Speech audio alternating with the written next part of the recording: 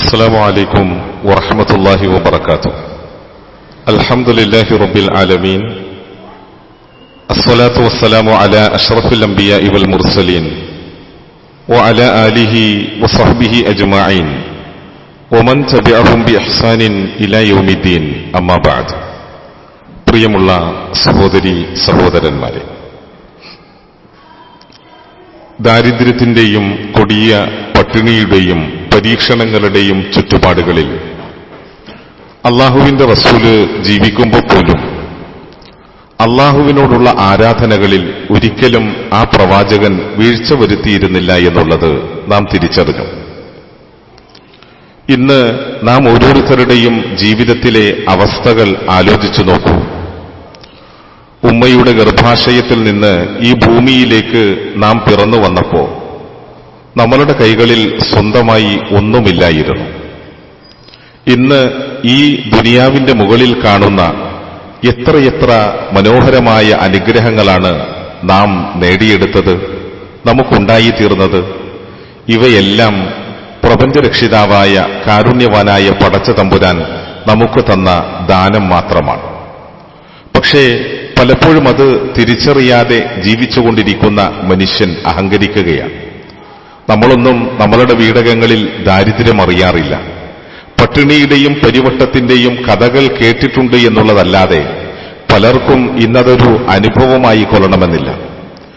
എന്നാൽ ഈ അനുഗ്രഹങ്ങളെല്ലാം അനുഭവിച്ചുകൊണ്ട് ജീവിക്കുമ്പോൾ ആ വീടകങ്ങൾ അള്ളാഹുവിനെക്കുറിച്ചുള്ള സ്മരണയിൽ നിലനിർത്തുവാനോ അല്ലെങ്കിൽ തനിക്ക് തന്റെ രക്ഷിതാവിനോടുള്ള ബാധ്യത നിർവഹിക്കുന്നതിൽ കണിശത പുലർത്താനോ പലപ്പോഴും കഴിയാറില്ല എന്നുള്ളത് നാം തിരിച്ചറിയേണ്ടുന്ന ഒരു യാഥാർത്ഥ്യമാണ്.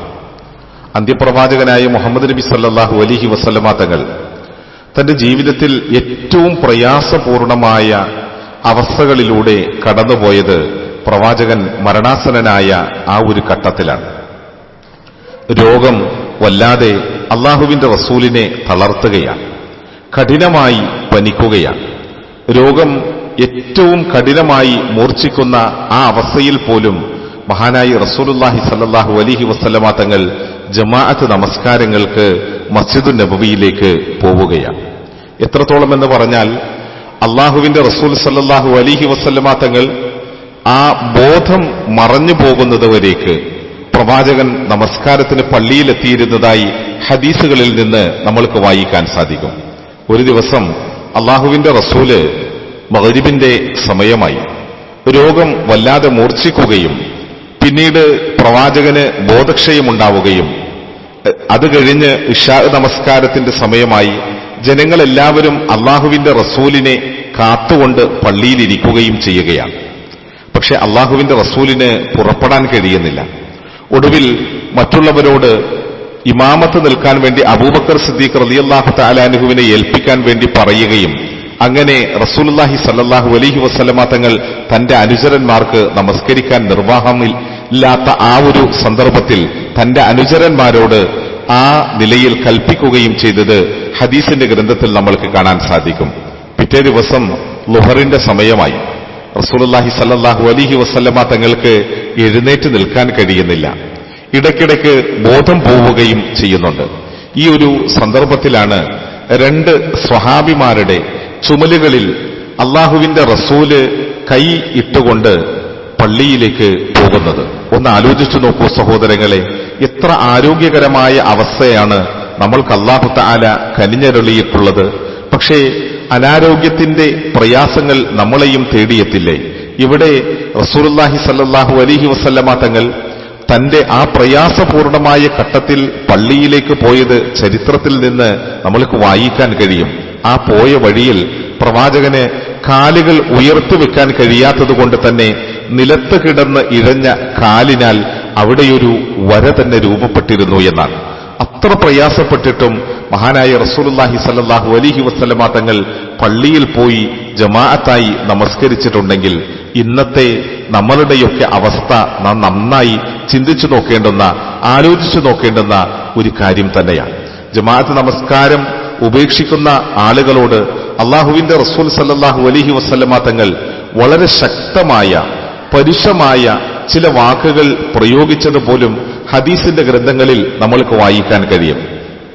ഒരിക്കൽ മഹാനായ റസൂലുള്ളാഹി സ്വല്ലല്ലാഹു അലൈഹി വസല്ലമ തങ്ങൾ പറയുകയാണ്, ലഖദ് ഹമംതു അൻ ആമുറ ബിഹത്തബിൻ, ഞാനിങ്ങനെ ഉദ്ദേശിച്ചു പോയി, ഒരാളോട് പോയിട്ട് കുറച്ച് വിറകുകൾ ശേഖരിക്കാൻ കൽപ്പിക്കുകയും പിന്നീട് ജമാഅത്ത് നമസ്കാരത്തിന് വേണ്ടി അല്ലാഹു തആല അനുഗ്രഹിച്ച സൗഭാഗ്യങ്ങളിൽ ജീവിച്ചുകൊണ്ടിരിക്കുമ്പോൾ നമസ്കാരം ഒഴിവാക്കി വീടുകളിൽ ഇരിക്കുന്ന ആളുകളെ അവരുടെ വീടുകളോടൊപ്പം കരിച്ചു കളയാൻ പോലും താൻ ചിന്തിക്കുന്നു എന്ന് മഹാനായ റസൂലുള്ളാഹി സ്വല്ലല്ലാഹു അലൈഹി വസല്ലമ തങ്ങൾ പറഞ്ഞു. അങ്ങനെ പ്രവാചകൻ ചെയ്തു എന്നല്ല, മറിച്ച് അത്രത്തോളം പ്രവാചകന്റെ വാക്കുകളിൽ നമസ്കാരം ഒഴിവാക്കുന്ന ആളുകളോടുള്ള അമർഷം പ്രകടിപ്പിച്ചിട്ടുള്ളത് ഹദീസിന്റെ ഗ്രന്ഥങ്ങളിൽ നിന്ന് നമ്മൾക്ക് വായിക്കാനും പഠിക്കാനും കഴിയുന്ന ഒരു യാഥാർത്ഥ്യമാണ്. ജമാഅത്ത് നമസ്കാരത്തിന്റെ പ്രാധാന്യവും അത് ഉപേക്ഷിക്കുന്നതിലെ ഗൗരവവും കൊണ്ടാണ് അള്ളാഹുവിന്റെ റസൂല് ഇപ്രകാരം കൽപ്പിച്ചിട്ടുള്ളത് എന്ന് നാം തിരിച്ചറിയണം. മഹാനായ റസൂലുള്ളാഹി സ്വല്ലല്ലാഹു അലൈഹി വസല്ലമ തങ്ങൾ പറയുകയാണ്, മൻ സമിഅ നിദാഅ ഫലം യുജിബ് ഫലാ സ്വലാത ലഹു ഇല്ലാ മിൻ ഉദ്ർ. ആരെങ്കിലും ഒരാള് പരിശുദ്ധമായ അള്ളാഹുവിന്റെ ഭവനങ്ങളിൽ നിന്നുള്ള ബാങ്കുവിളി കേൾക്കുകയും എന്നിട്ട് അതിന് ഉത്തരം ചെയ്യാതിരിക്കുകയും ചെയ്താൽ അവന് നമസ്കാരം തന്നെയില്ല എന്നാണ്.